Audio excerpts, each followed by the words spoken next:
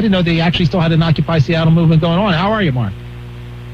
Hey, Mike. It's good to hear you on the program. I'm a regular contributor. I'm also a journalist. People know me. My name's Mark Taylor-Canfield. And yes, there is an Occupy movement. We had a national gathering in Philadelphia, by the way, on July 4th.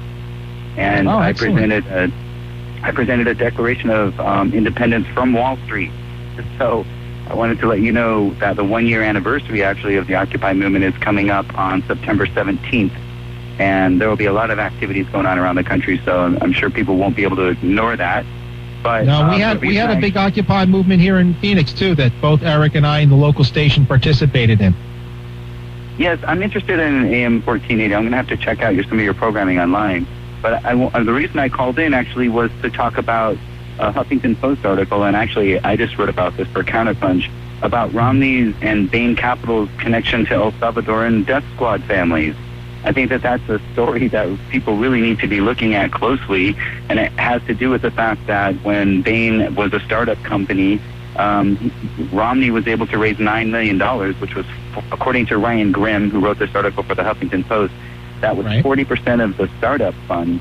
And he's been able to tie the money to a bunch of families in El Salvador who were directly connected with the paramilitary death squad, and who, one family especially, was condemned by former U.S. Ambassador to El Salvador, Robert White.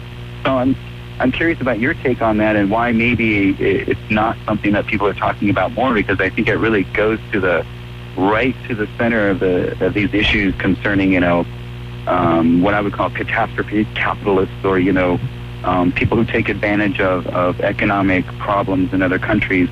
We've got Bain Capital now that was funded by families who are responsible for assassinations. And just wondering, what the Romney campaign has to say about that.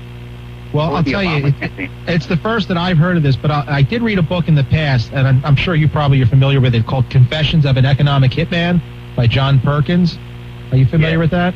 Yeah, and it's similar kind of things where you have this sort of capitalism that just goes in and, it's no holds barred, and there's death squads and all kinds of crazy stuff happening. Well, look, this is why we have talk radio, and you put it out there for the public to hear, and, I'm sure people now will respond accordingly and Google it and find out, and I'll do a little bit more research as well. So we appreciate your time, Mark. Thank you very much. I'll send you a link to Ryan's article. Yeah, just send me a link, Mike at MikeNewcomb.net. I appreciate it, okay? No problem. Thanks a lot, Mike. Bye-bye. Thank you, sir. Okay, that's Mark Taylor-Canfield. Listen, I thank everybody for participating in today's program. The good doctor will be back here in the seat tomorrow, filling in for Tom. You've been listening to the Tom Hartman program for the last 3 hours, so as I always say, dream as though you'll live forever.